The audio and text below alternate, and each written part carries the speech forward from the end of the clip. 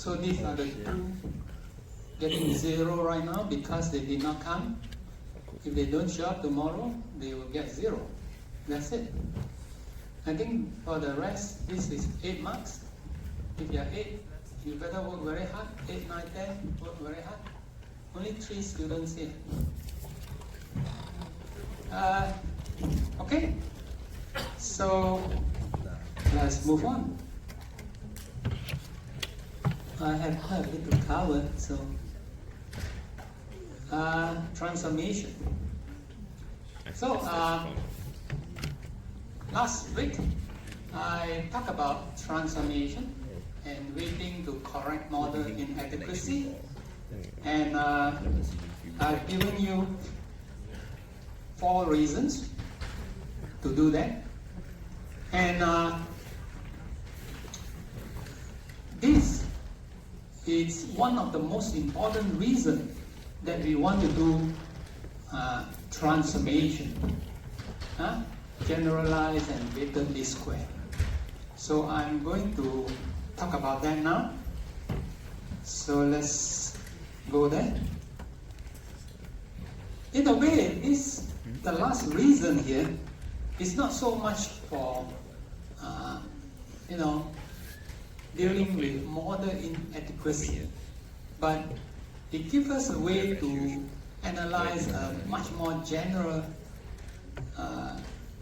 multiple linear regression model. So it's a very important topic here. All right, so in ordinary least square model, so what we have is this. The variance of the epsilon vector is sigma squared times the identity matrix for generalized least square. So this is the general form, which includes the ordinary least square. So here, what we have is we have variance of epsilon vector to be sigma squared v, where v is not necessarily an identity matrix. So now you can see that the variances are not constant for y, and also the covariance terms are not 0, so they are related. So how do we deal with this generalized linear least square model? Are we going to go through chapter 2 and 3 again for this type of model? That will take up a lot of time. So we are not going to go through, we are not going to develop methods for generalized least square model. That would be crazy. So what we can do is we can convert this form, a generalized least square model, into ordinary least square model. And then whatever result that we have can be applied. So the key here is that if V is non-singular, you can find a non-singular matrix K such that V is K times K. And the inverse is K inverse times K inverse. So how do we convert a generalized least square model into ordinary least square? Well, the idea is very simple. You apply K inverse to the Y, K inverse to the X, the regressor matrix, and K inverse to the epsilon vector. So here is our model. So you apply K inverse, multiply left hand side by K inverse, right hand side by K inverse. This I call it Z. So I call this transform vector Z. This transform vector for the regressor is now B, and then this epsilon is now G. You can now see that expectation of G is 0. Can be proved easily. It's a constant, take it out, so it's 0. What about variance of the random vector? This epsilon, the error. So take variance of this, so you have K inverse, transpose of K inverse. Variance of this is sigma square V. So V is K times K, so you show that it's sigma square I. So with this transformation, we can now transform a generalized least square model into ordinary least square. And all the results that we have developed in chapter 2 and 3 will continue to apply here. So for example, you can calculate the least square function, G transpose G, and then after that you can substitute back into the original form, and you see that this matrix come in here. So it's simple. And how about least square normal equation? Well, because we have already converted it into a ordinary least square, so this is our normal equations. Well, after that you can apply, transform back. B is what? B is just K inverse X. And then from here you can get the normal equations for the generalized least square. And you can prove easily that beta hat is an unbiased estimator for beta for the generalized least square. I leave that to you. And variance of beta hat is this, according to ordinary least square. And once you get this, you can transform back. You can substitute B with K inverse X and so on to get the matrix there. So if you want to do a test, for example, everything is the same. Everything you work out in terms of the transform one. You can also write the equivalent one for the generalized least square. And then you can do the test for a generalized least square model. So because of this simple transformation, we do not have to develop new ideas, new theories for it. All right. The next one that I want to talk about is just a very special case of generalized least square, where we have sigma square V, where V is a diagonal matrix. For ordinary least square, this is 1. But now, we have diagonal elements that are not the same. This is a special case that I call weighted least square. And, so what that means is the variance of the epsilon changes from one to another. Yeah. Before that, for ordinary least square, we assume that they are all the same. But that restriction that assumption may be too restrictive. So we can make it even more general. So you can go through the same formula to find the ordinary, the weighted least square estimator and so on. So these are all the same. Yeah. So you just apply the transformation to get the answer. So no, that's all I want to say for generalized least square model. And you can, we'll see. If you go further in graduate study, you will probably study generalized least square model. Okay. And now I'd like to go on to chapter 6.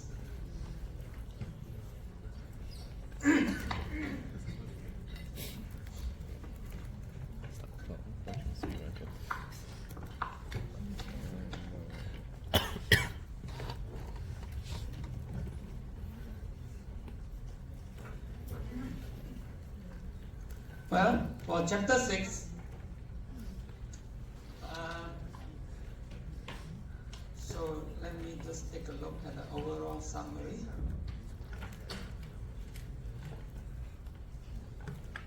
So we are now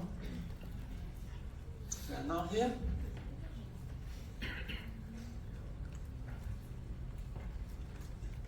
Okay, I think we are on schedule. There's no problem. Again, probably chapter 6 is a short chapter. Maybe we'll do that today. And then we have 5 more weeks for this. This is a very short chapter, so that's fine. If I cannot finish it, I'm not worried. I can always use my tool to prepare an online lecture. I think one of the days we have a holiday, so I might do that if I think I need more time. Otherwise, we'll just do 10 by face. Okay, so now in chapter 5, so we deal with transformation, take care of inadequacies in the model. And in chapter 6, we look at diagnostics for leverage and influence. So what does that mean? So there are 2 keywords here. One is leverage, one is influence. Yeah, and so we are going to do that. Well, what is it that we want to do? Well, we want to, do you notice there's a faint blue line here? So take note of that. Whatever above the blue line, we are going to study diagnostics for detecting influential observations for the regression coefficients.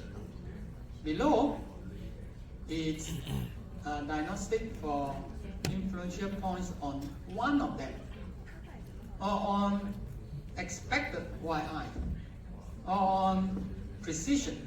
So we are dealing with different diagnostics for different purposes.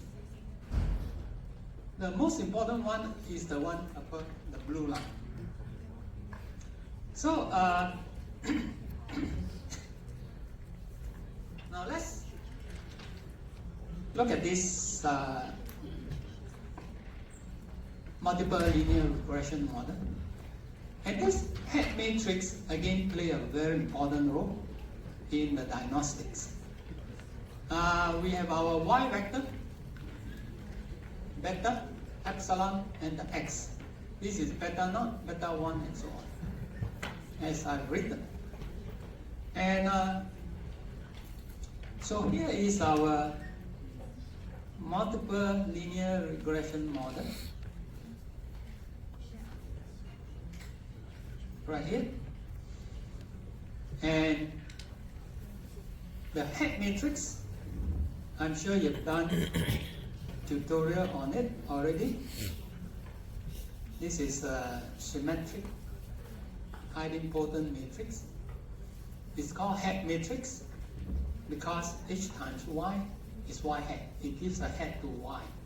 That's why it's called head matrix. What's the purpose of this head matrix? You know, if you look at the diagonal element, if you look at the diagonal element of the head matrix, it is given by this. Now it's just this row multiplied by x prime x inverse times xi. And that is the diagonal element of each i. In other words,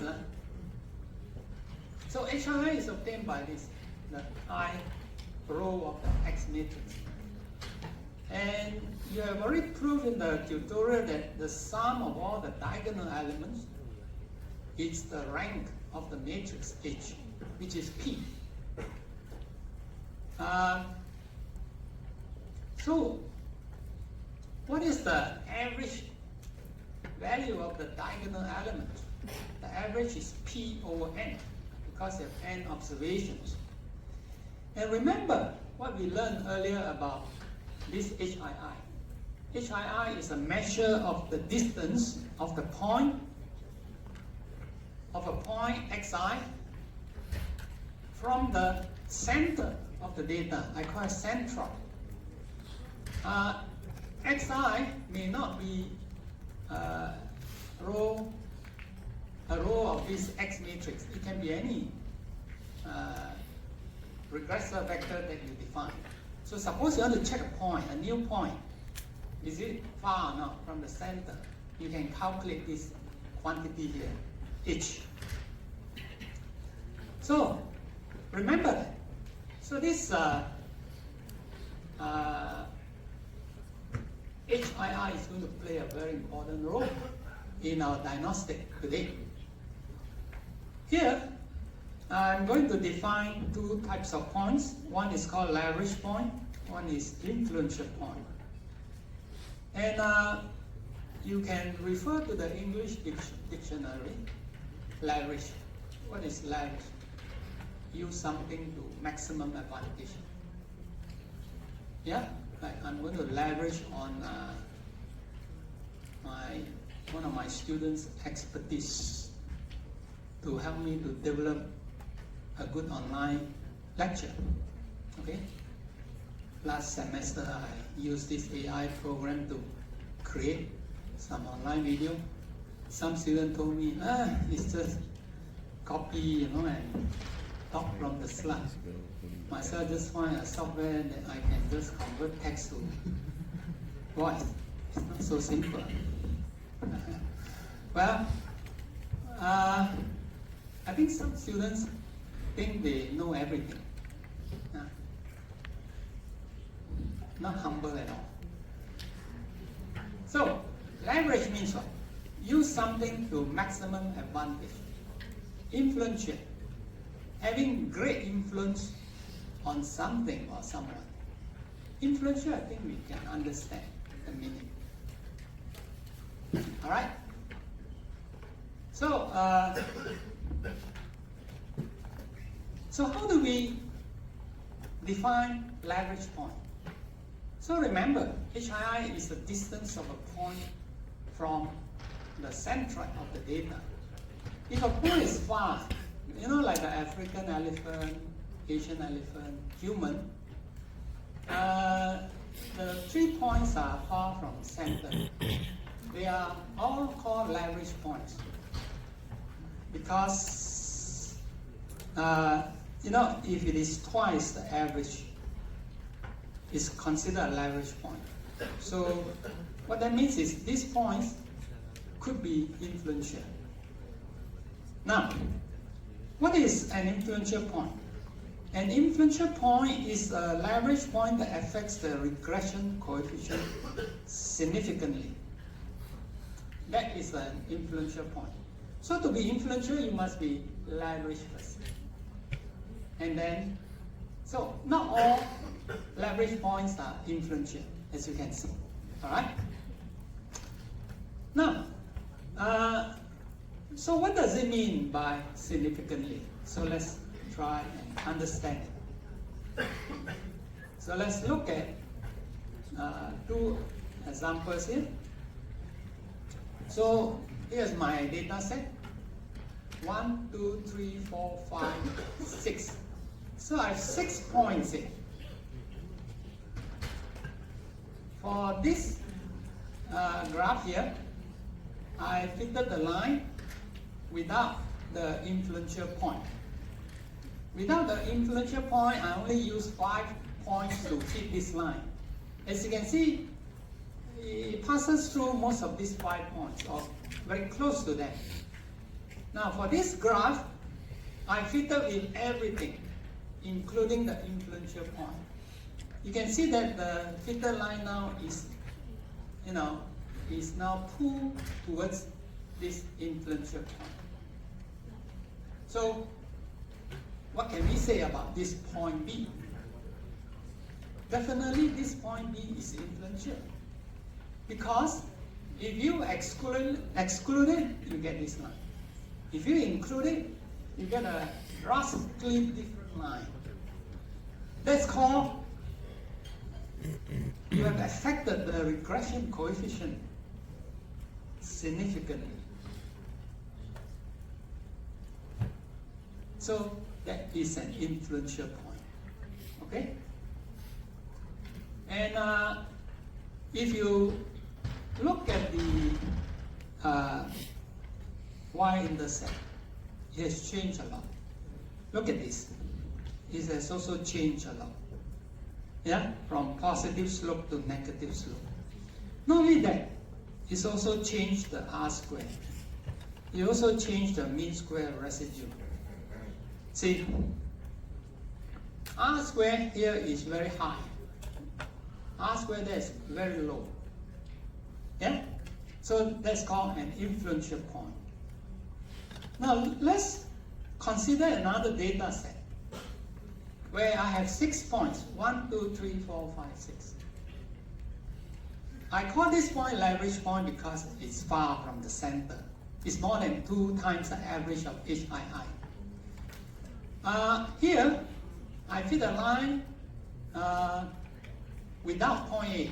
So I'm not using point A. I fit it. I get the same line as before. I should get the same line as before. Yeah, 3.25.85. So I got the same line. So I'm not considering this point. But here, I consider all the points. I fill it with point A also. So this one, without point A. So what can you see? Well, the 2 regression lines actually look quite the same. So here is a case where we have a leverage point that is not influential because it did not change the y-intercept, and I think this should be a plus. Huh? This should be a plus. It did not change the regression coefficient in a significant manner. Although it did change something else, mean square residue might have changed quite a bit, but R square is about the same. This has also dropped by quite a bit. So, let me summarize here. Leverage point is not influential. So the point does not affect the estimates of the regression coefficient, but it does affect the standard error of the regression coefficient, R square, mean square residue, at least for this example. Now, how about a leverage point that is influential? Right? It changes the regression coefficients significantly, R square, mean square residue, everything. So,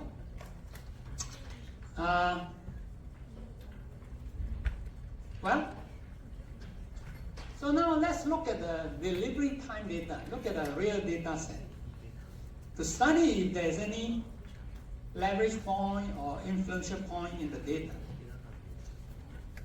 In the midterm exam, I did ask a few questions about, R.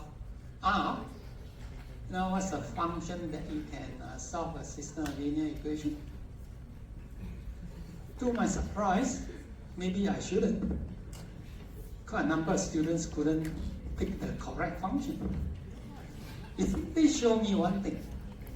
You have not been using R. I think I'm going to do more tests of this kind of final exam. I was a little disappointed that, students can't even tell me how to scale a variable, and I show them the R. Even if you don't use R, at least listen when I talk to you, right? Scale, how do you get the diagonal element, extension? You listen. In the class, you have got 20 marks. I usually have 20 to 30 students who got all correct. This time only 3. So I guess only 3 truly understand regression analysis so far. Only 3. If you get 19, you haven't understood it yet. All right, so let's look at this data set. Delivery time.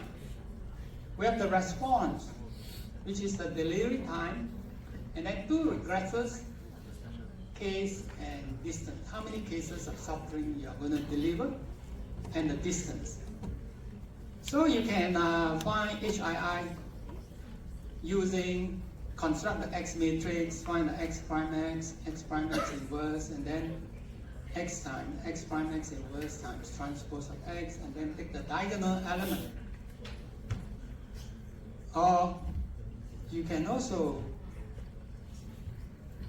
say, you can also use this function, head values.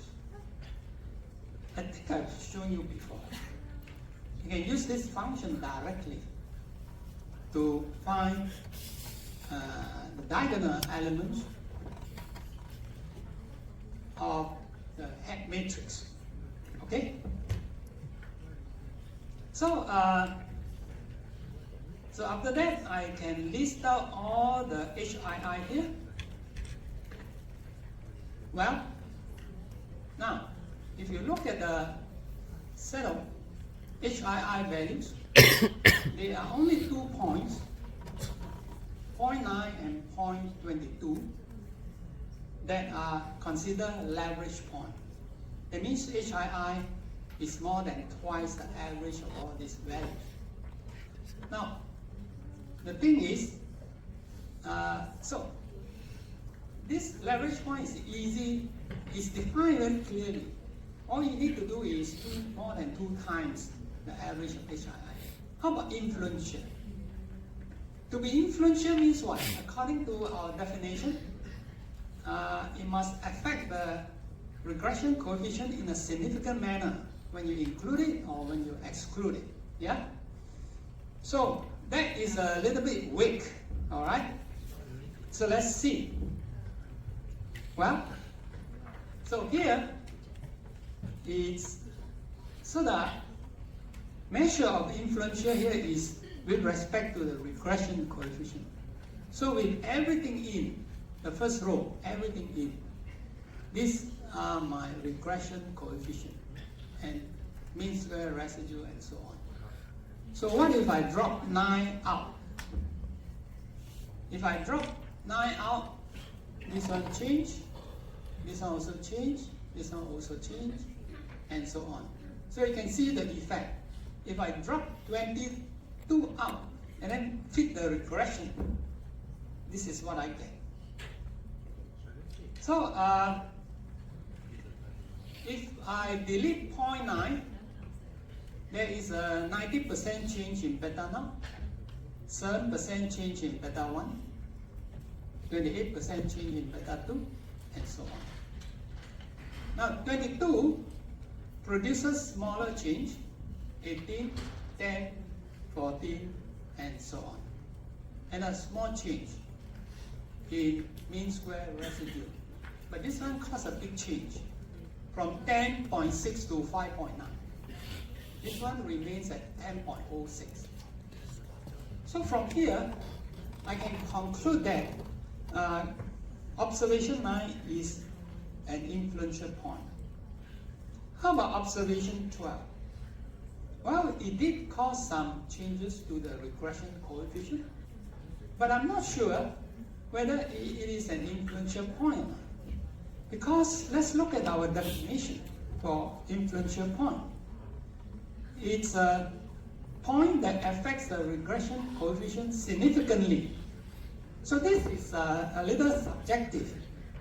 So is this significantly? Is this significant? Yeah, we don't know. So you can see that there is a little bit of problem here. So it's not clear from the definition. So here is a graph of the data. So these two are leverage points, one here and one here. So at least we think this is big enough change, 90%. So we call this influential.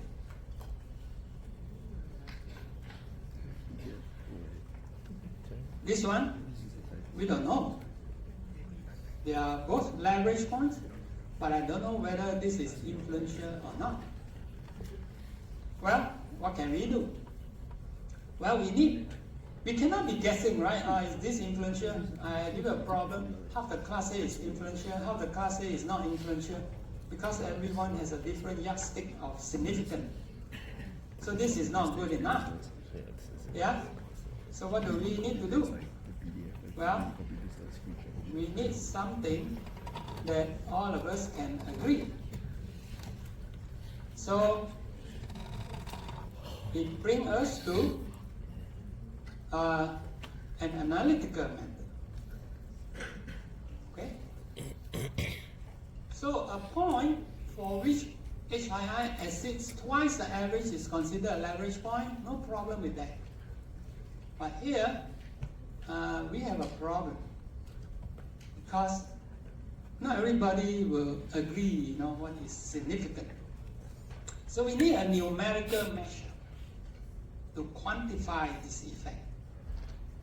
A number, there's no argument. 20 is top score. Nobody can argue with that. 90 means there's still something lacking in your understanding of regression. You need to work on it. So, how do we come up with an analytical method?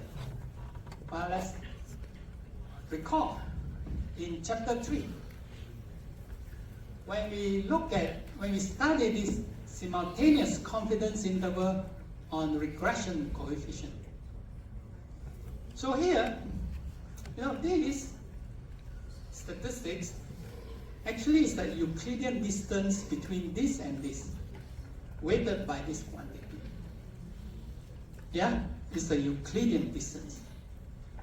So in other words, it's here.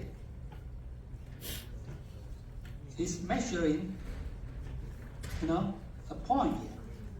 This point is beta. And when this is equal, then you get this ellipse here. Yeah? So equal means you will trace out the ellipse. So this quantity, as I've said, is the distance between this and this. So we can use this idea to develop statistics as a measure of influential point. And that statistics is called Cook's D, named after the researcher who invented it. Well, what is Cook's D? It's the same statistics. The only difference here is this. Now, what is beta hat? Beta hat is the regression coefficient that you got by fitting the multiple linear regression model using all the data. Okay? And this beta I hat is the regression coefficient that you get by fitting a regression model omitting the I point. So you throw out this point. This point you think is influential. You want to check whether it's influential or not.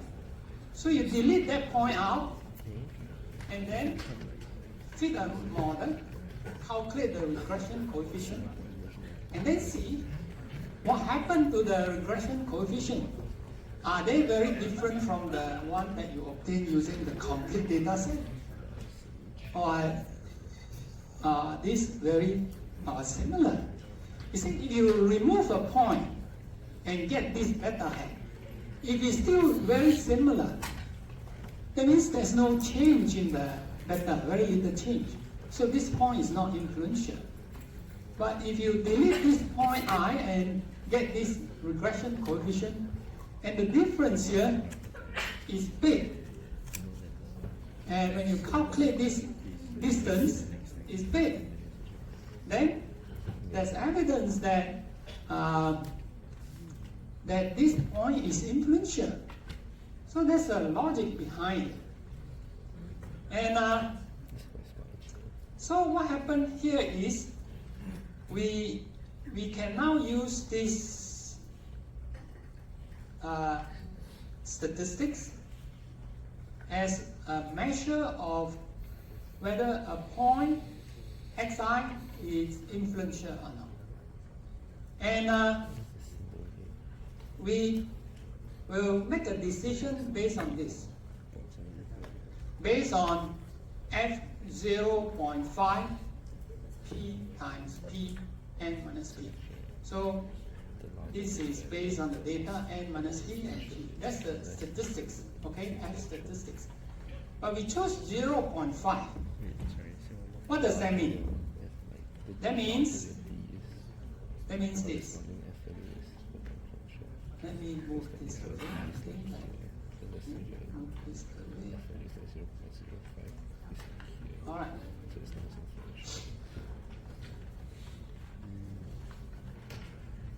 So what happened here is I'm going to choose.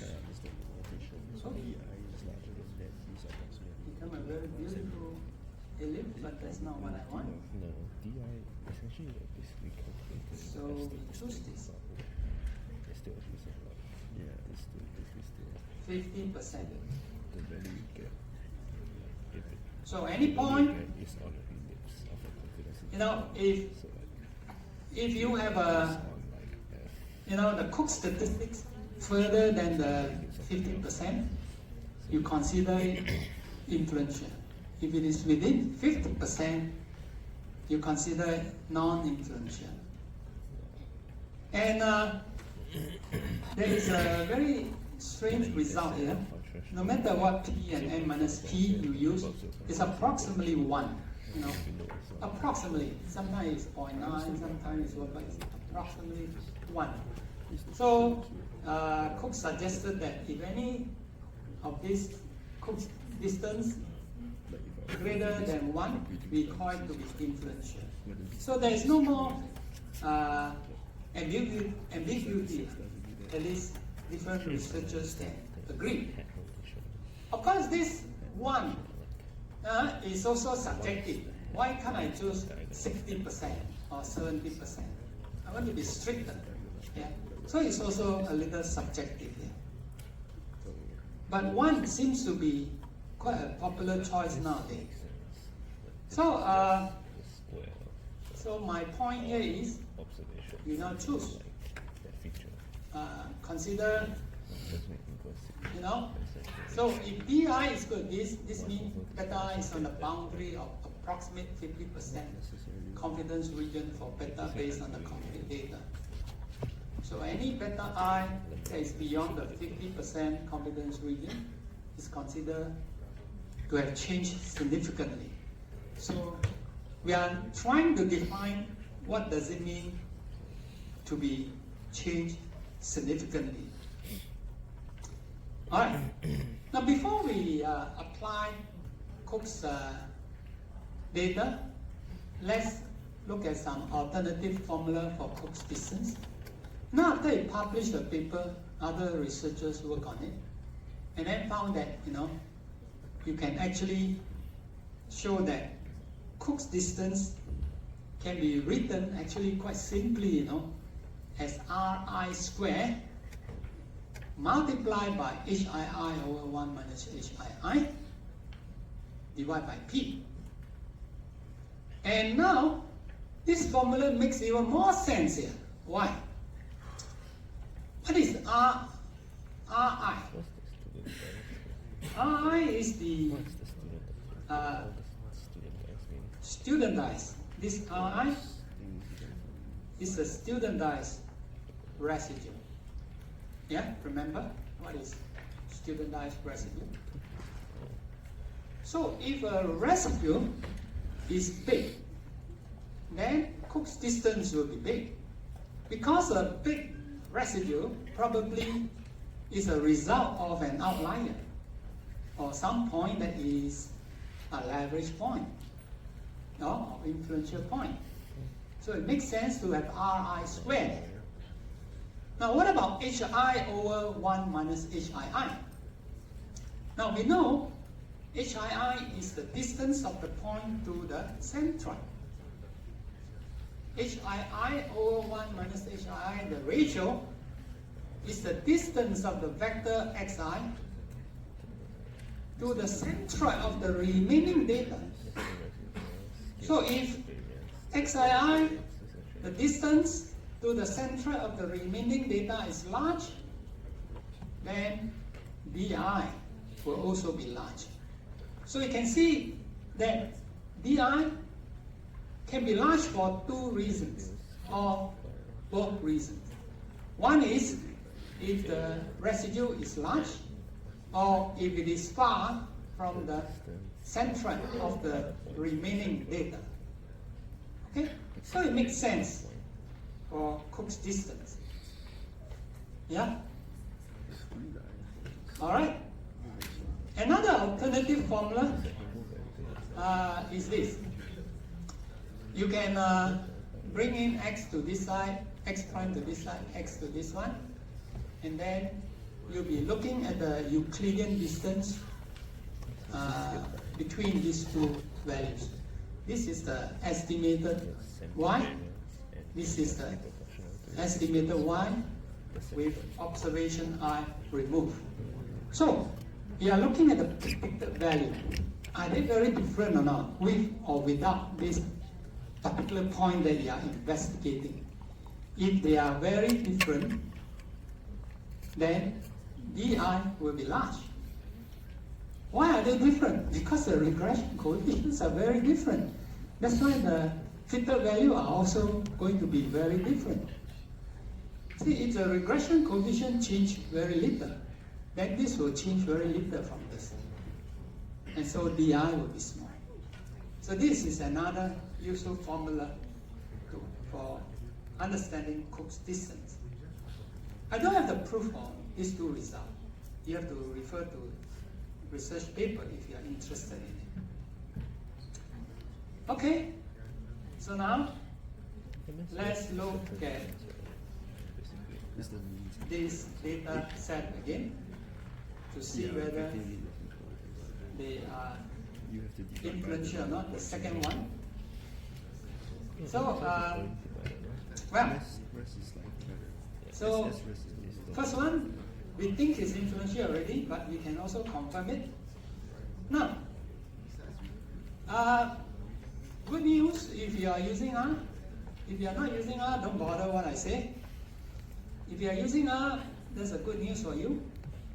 There is this function that you can use to get all the statistics that you want. It's called influence.measures. If you fit a model, and then you say influence.measures, and then print, and it will give you the Cook's distance for all the points. So it's wonderful, right? You don't have to go through the matrix approach from first principle. And cutoff point for Cook's distance, remember, is approximately 1. We take that as our cutoff point. So you can check the, okay, in addition to Cook's distance, it also give me other things. For example, the head, HII, and Cook distance.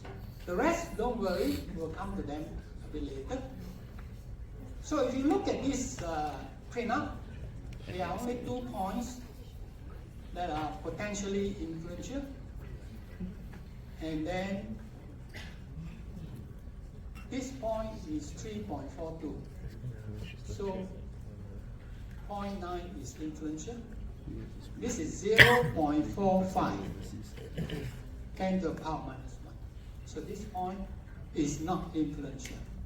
So using Cook's distance, we are now, at least we can all agree, whether a point is influential or not. Okay? Do you get it? Alright.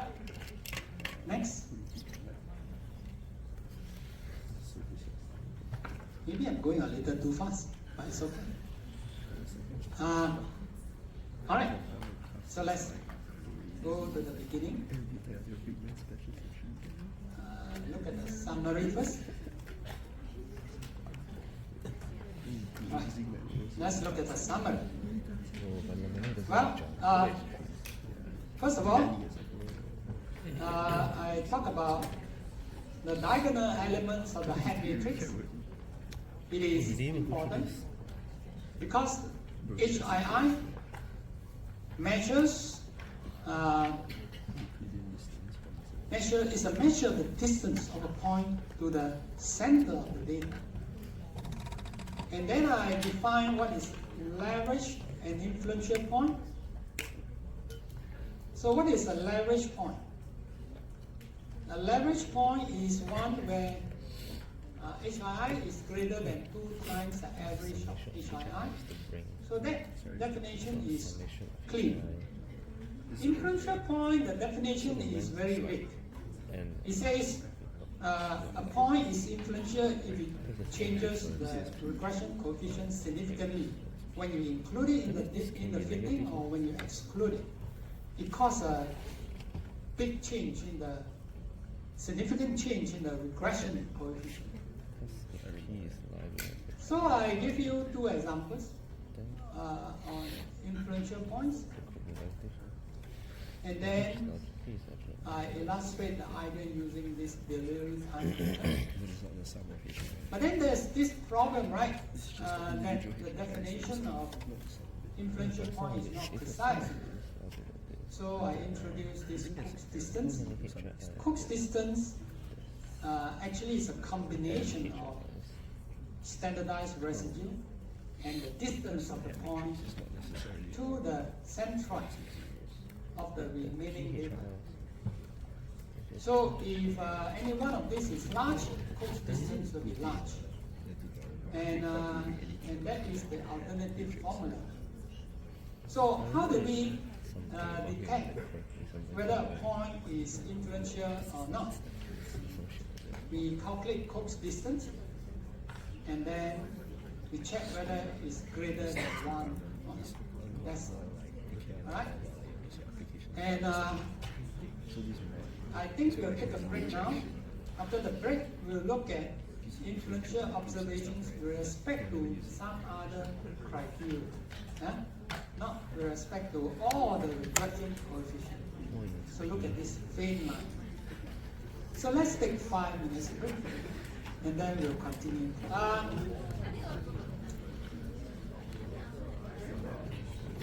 So, in the first half of the lecture, I talked about leverage points and influential points. The lady just now asked me outlier. So all leverage points, influential points, they are called outliers in general. But now we go in depth, to study outliers. Outlier is a very general definition. It's just a point far from the center. And now we distinguish an outlier more precisely using leverage point and influential point. Both are considered outliers, points that are far from the majority of the points. So leverage point is at least 2 times the average of the diagonal elements of the head matrix. But it may not be influential. Influential means it causes big changes to the regression coefficient. When I say cause big changes to the regression coefficients, am saying all the regression coefficients in one go. Beta naught, beta 1, beta 2 up to beta 3. Now what if, so Cook's distance is to detect a point that is influential on all these regression coefficients jointly at the same time. Yeah? And what about, okay, then before I go on, let's ask ourselves this question. Why are we so concerned with detecting leverage points and especially influential points? Why? Why are we so concerned? Can you think of a reason? Why are we so concerned with detecting influential points? Yeah? Well, we are concerned because it's chapter 6. Is that the reason? There's a chapter on it, means it's important. Well, we are concerned because we can see how drastic the effect is of an influential point on the regression coefficient. If you have one influential point, you can change your equation significantly, whether you include it or not. Yeah? So this is bad. You know, you don't want to have an equation that can just change because you exclude this point. So you must be able to detect all influential points and then find out why are there influential points in the data set. Did you collect the data incorrectly? You know, how come it's so far away from all the rest? If you check it, yeah, no error, and then no data entry error. A lot of influential points are due to data entry error. You know, you enter to an extra 0, you know, this monkey becomes a monkey elephant, you know, far from all the rest. And then you bring this monkey back to size. Huh? So, check it out. And after all the checks, hey, this point is still there. Then you try to see why is it there, you know, and try to deal with it. Would I want to drop it? Definitely not. If it's there, it's part of the data, I will include it, but I will pay attention. Or maybe I can collect a few more data points nearer to that place to lessen the effect. Okay? So that's important. Now, what about if I am only interested to find influential points on a particular regression coefficient? So let's say beta G. I'm only interested in beta G. Not all of them, just one of them. So how do I do it? So now, remember I'm talking about influential point that is different from what I talk about. Alright? Here I'm not looking at all the beta G's, I'm just looking at one of them. And the statistics proposed for detecting influential point is called DF betas. I really don't know why. I know betas, I don't know why DF. The researcher must have a reason. No, the idea is the same. This one is the regression coefficient J estimated using the entire data set. And then you drop a particular point I from the data.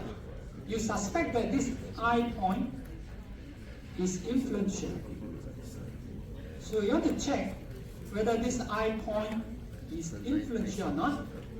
you drop it from the data set, fit a model, and obtain beta j hat bracket I. So now you can study the difference between these two values. One obtained using complete data set, and the other one is obtained by deleting, that particular data point from the data. So one is with the data point in question and one without. And this is also the estimate of sigma square with the I observation removed. Okay? So that's what happened. And the denominator, by the way, is the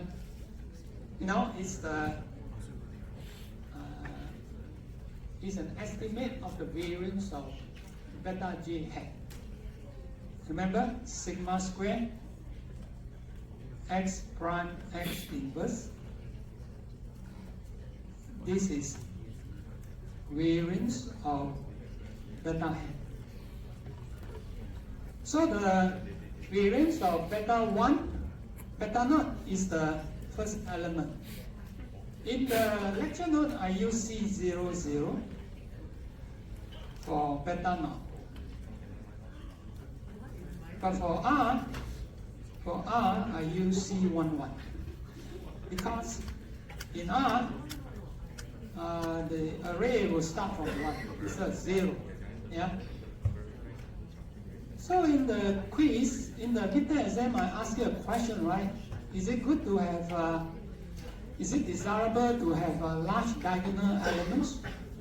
In other words, I'm asking you this: is it desirable to have large variance for the regression coefficient? Of course, the answer is no. Someone sent me an email and argued with me that you need to look at relative or something else. But basically, the question is this: is it desirable to have large variance for the regression coefficient? That's it. Of course not, right? So, well, so the denominator is the standard deviation. So this is an estimate of sigma square, and that is CJJ. So here you look at what is the difference between them. But of course we don't want to look at absolute difference. We want to look at the difference in terms of number of units of standard deviation. And if this difference is large, then it indicates that, so a large value indicates that observation I has considerable influence on the J regression coefficient. And these three guys who invented this, suggested that if the absolute value, we need to look at the absolute difference, right? It's more than 2 over root n, then is considered influential. So this criterion of influential is different from Cook's criterion. You get that? Cook's is concerned with all of them at one go. This one is only for one at a time. Now again, all these values, they are subjective. But I guess, I've written many research papers before. If I come up with a statistics of this type, and then I wrote a paper, I say, if this is large, then I consider the point influential. So I send the paper out to this editor, of a journal. You know what I'll get? The editor will come back. Oh, your idea sounds great, we need a tool like this. But I cannot publish it until you give me more detailed guideline. What do you mean large? Okay, what do you mean large? How large is large? If you can't come out with that, I cannot publish it. So I say, okay, why not use 2 over root n? Huh? With some reason, of course. You need to justify that. Give some justification. For the justification, if you are interested, you can read this research paper. So, again, I think it's subjective. You know, maybe he has done some simulation study and find that this value works for most data sets that he investigated. So he proposed this. Because all this, there is no practical answer. It's all based on empirical evidence. All right. So how do we do? How do we check a particular beta j using R? Again, good news. What's the good news? The good news is that you can use the same function called influence dot measures for this purpose. Well, you fit a model, and then you say print it out, print influence measure fitted model, and you will get this. Now you need to look at the first 3 columns. This is for the constant beta naught. This is for beta 1. This is for beta 2. Case, distance, and a constant. So you check the number. Check whether a number, the cutoff point, you see, I think it's really subjective because it's the same cutoff point for beta naught, beta 1, beta 2. Yeah. So you check. If the absolute value is greater than 0.40, then it's called influential for them. So the absolute value is 2.5, so it's greater than 0.4, so it's influential. So this is influential, this is influential, this is influential. So 0.9 is influential for every beta. Now what about 0.22? These are the 2 leverage points. The rest you can check. They are not influential. You see 0.24, less than 0.4, not influential. Now this is influential, influential. This is almost influential.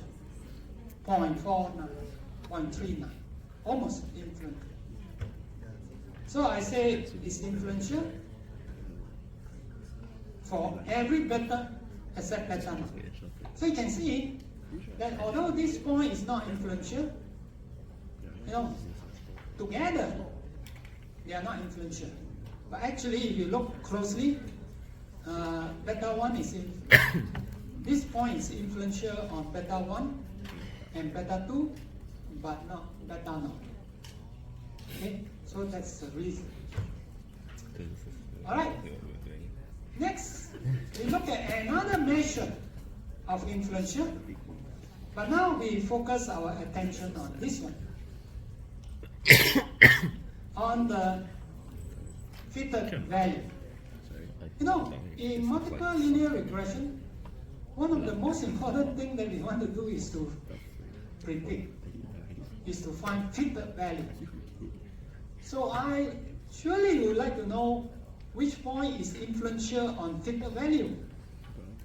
Which point, you know, can change my fitted value drastically. If I don't pay attention to this, I invest in the stock market, I run it, and I'm not careful, I will lose my shirt and my pants, everything, you know. Yeah, no joke.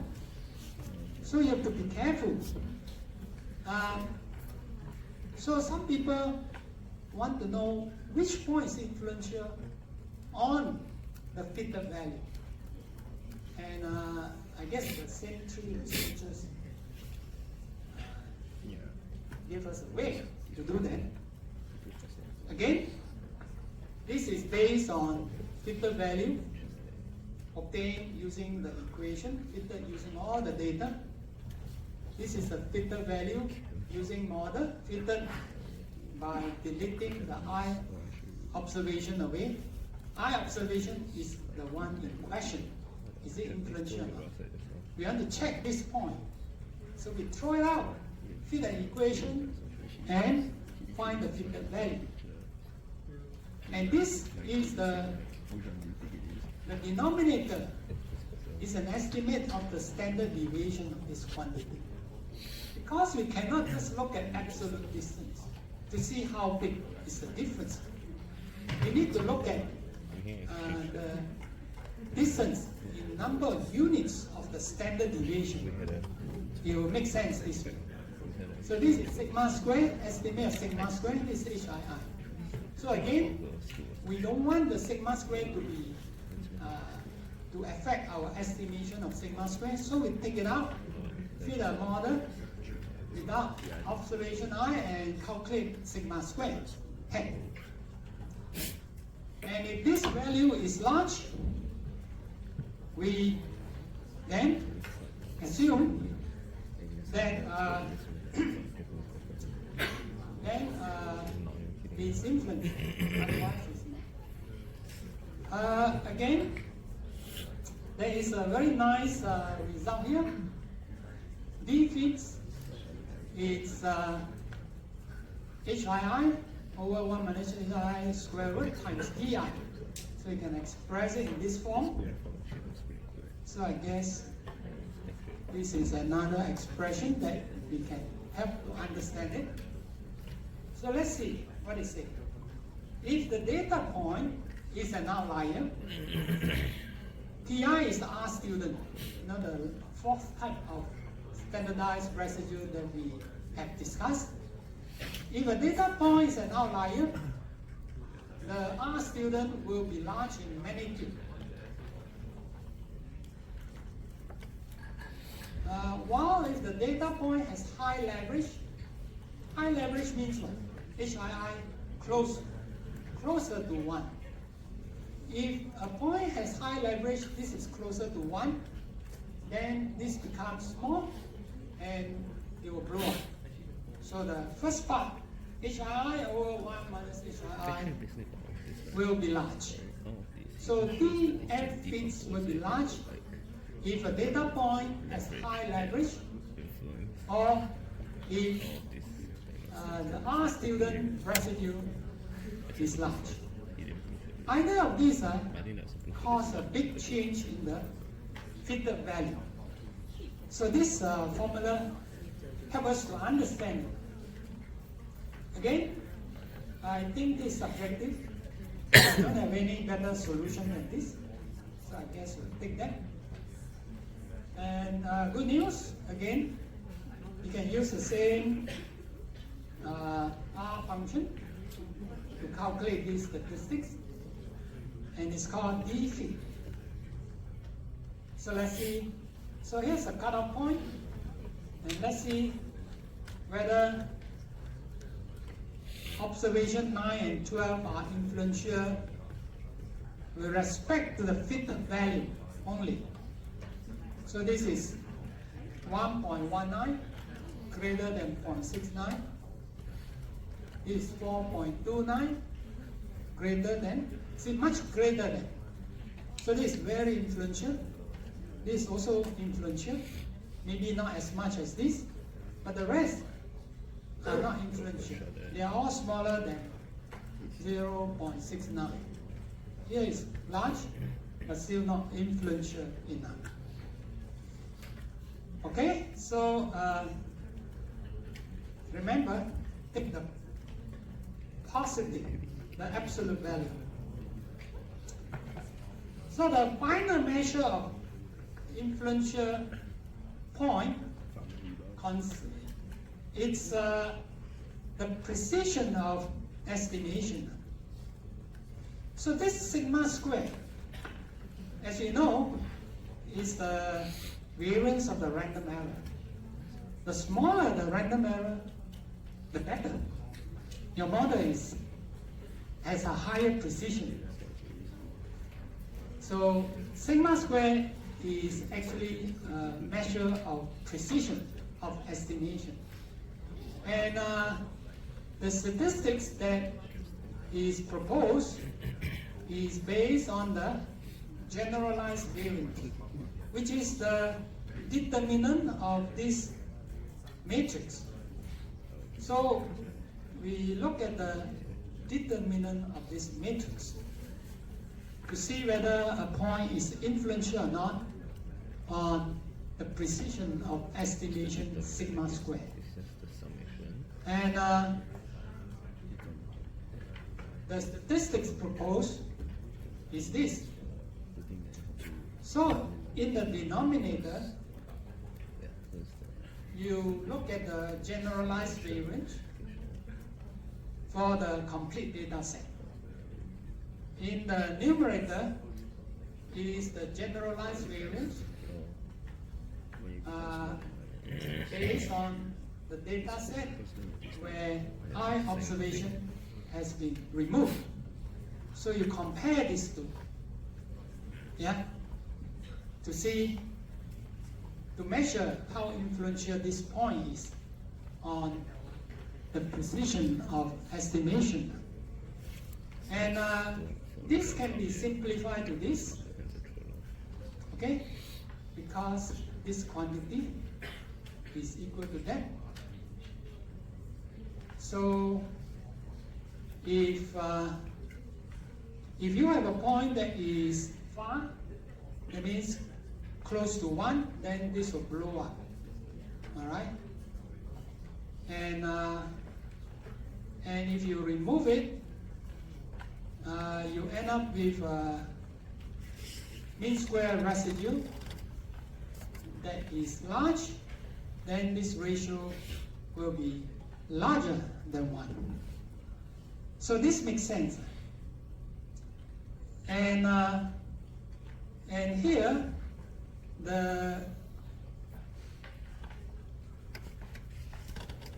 to check whether a point improves on the precision or not, you will just calculate this. Use check Coff ratio with 1. Again, I think it's subjective, whether it's greater than 1 or less than 1.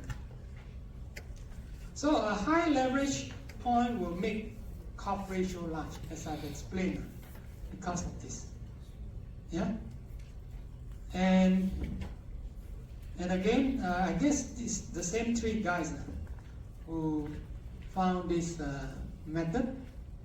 So the idea is, if you have a point that's greater than 1 plus 3 PON, or 1 minus 3 PON, then it's considered influential. Otherwise, it is not. Again, you can get this from the same R function under Coff ratio, right here. And you can check that this point, you can check with these 2 points to see whether they are influential or not, either less than or greater than. So both points are influential with respect to the precision, with respect to the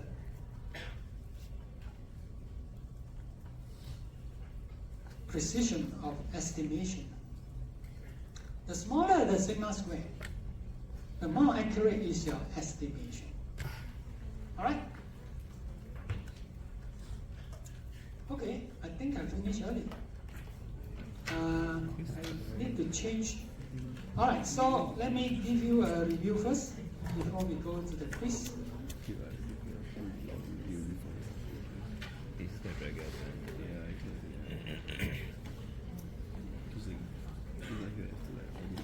Well, I want you to take note that there is a blue line here. Whatever above, we are talking about beta naught, beta k, jointly. So here, we are looking at points that are influential to beta naught, beta 1 up to beta k jointly. After the blue line, we look at observations that are influential with respect to just one of them. And then influential with respect to fitted value, and then sigma square. So they are, at least here I have 4 types of influential points that I define. So I can define my influential point with respect to this, or this, or this, or that. All right? So take note of the difference. Let me just try and change the time for the quiz now, so that you don't have to wait for another 5 minutes. I will change the time so that it will start a little bit earlier.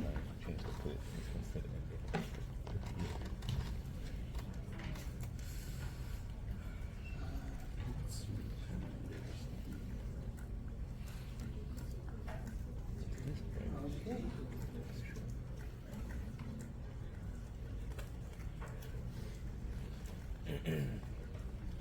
Can you publish it now? You got it? Can you see it now?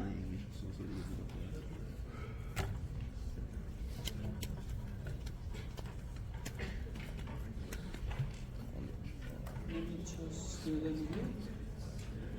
See if it is there. You can see that. Alright. Okay. The quiz, you know how difficult to get a mark is in midterm exam? Quiz is simpler. It will reward students to come. If any student is not here, don't send an email to them or what, you know. It's a violation of exam. Don't do that. They don't deserve a mark if they don't come. It's as simple as that. Don't do it for your friend.